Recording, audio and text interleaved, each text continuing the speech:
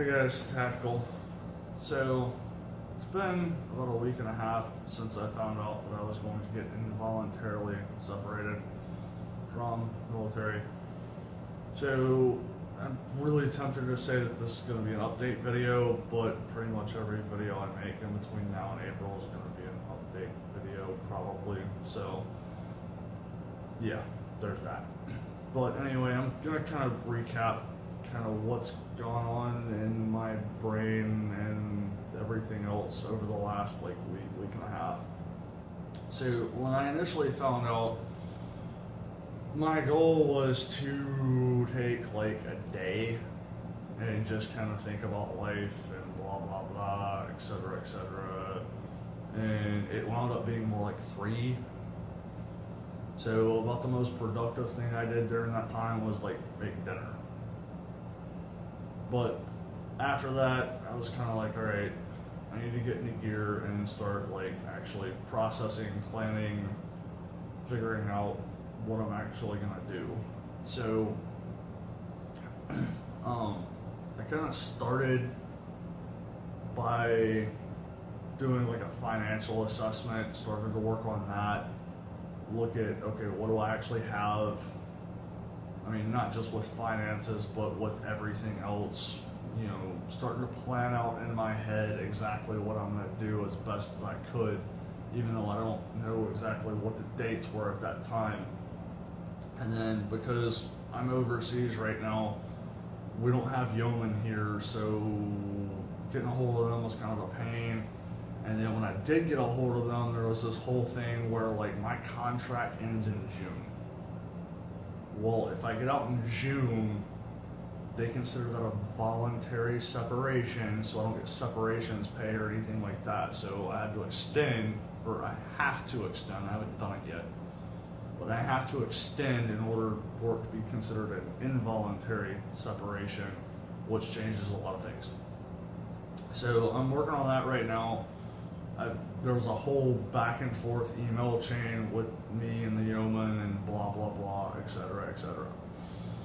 So at least now I've kind of narrowed down dates. So I know that my out date is going to be September, and I was able to calculate what leave I have, what leave I'll accumulate. Apparently I get some extra leave because it's going to be involuntary. So I know that I've got an event that I'm going to go to in April, and I just went on and chalked out 14 days for that.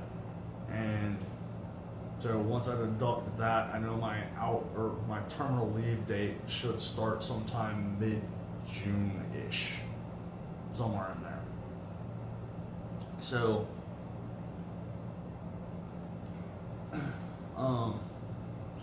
the next thing I kind of started working on was trying to figure out, like, the whole TAPS thing is completely different than when I did it in, like,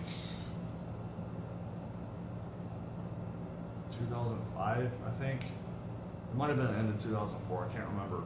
But back then, it was pretty much just like, here's 4 days of how to do a resume, and then, like, here's a day of, like, signing up for the VA and other stuff like that. But I guess it's like dramatically different now for us because most of our units are remote. So like it's more than 50 miles to get to Walmart, much less anything else. There's like an online version that's similar to GMT, I guess, something like that. There's a whole process you have to go through to sign up for it. But I do know, because I am on a Navy base right now, there's a TAPS class here. I'd rather go through that because you can actually ask questions and talk to people and stuff. So I'm going to try to do that, but if all else fails, I'll just do the online version. So there's that.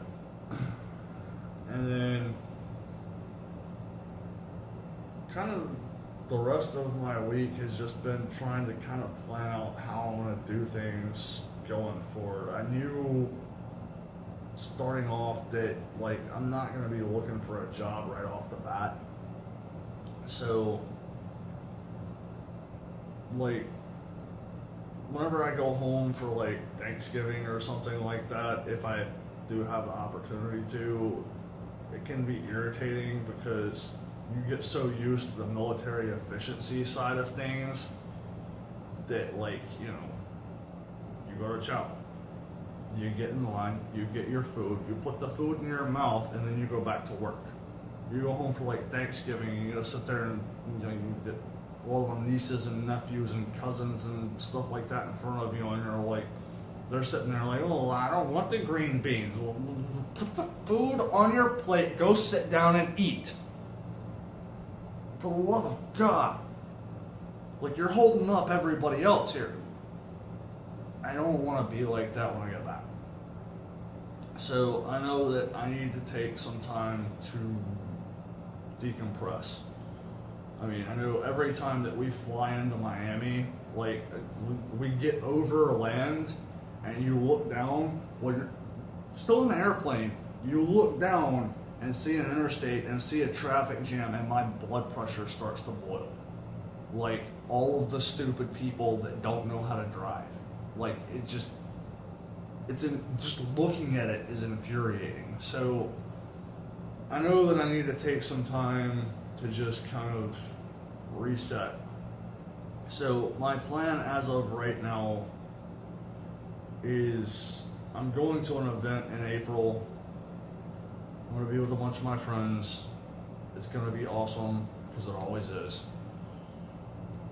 And then I'm coming back here. I'll be here for another 5 weeks. Then I'm going home. And when I go home, my basic plan is just to kind of receive all of my household goods, get most of that into storage. I'm going to try to do the RV thing for a while, because I'm living in a barracks room here right now. So going from a barracks room to an RV isn't that much of a transition. So try to find an RV, and then I'm going to head up to Tennessee. My friend has my dog, Sunny, which I mentioned in the previous video, and she also has my kayak. So I'm probably going to head up to Tennessee, be up there for a little bit, and then I plan on dropping my kayak in the water. I know there's a number of places you can make like a long distance trip in like the Tennessee River and whatnot, and basically just me and Sunny head out by ourselves for 2, 3, 4 weeks, something like that. I don't know yet. I'll know closer to that time, but when it comes time to actually plan the trip and start figuring out food and all that type of thing. But basically the plan is just to get away and let my brain reset. I know the last time I was in Tennessee, it took about 3 or 4 days before my friend looked at me and was like, "Dude, you look normal again." I was, thank you. So I plan on just taking that time to just kind of wind down, reset, and figure out what I'm going to do. Going through the winter, I'm not sure exactly what I'm going to be doing. I know next year I'm probably going to try to hike like the AT, maybe the PCT. I'll figure that out sometime this winter. But I don't plan on picking up like a permanent job right away. I might pick up something temporary over the winter. I've got a couple of friends that I might hit up for that, as well as a couple of other companies that I've worked with before. So I would imagine I'll have some form of employment through the winter, but no immediate plans as of yet. But I'll figure that out when the time comes. But other than that, I mean, that's kind of where I'm. Oh, one other thing I should mention. In a lot of my other videos that I've done recently, and some other, like, I've done some interviews on podcasts and whatnot, I mentioned, and I've talked a lot about community. my friend that has my dog right now, that has Sunny and my kayak, like, I know them and I know a bunch of other people in Tennessee, and I'm very close with those people, and I talk to them on a regular basis, and I know that I can hit any of them up if I need something, and they support me regardless, blah blah blah, etc., etc. So, like, we have, for military guys, we've got like our unit and all of that, but it's also important to develop a community of people outside of the military,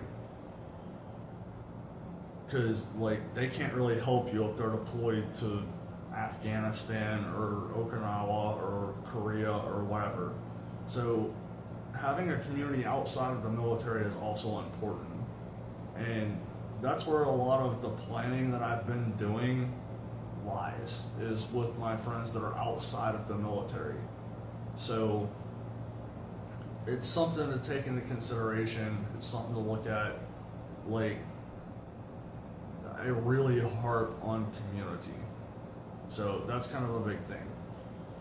But anyway, probably do another update in like another week or so. But till then,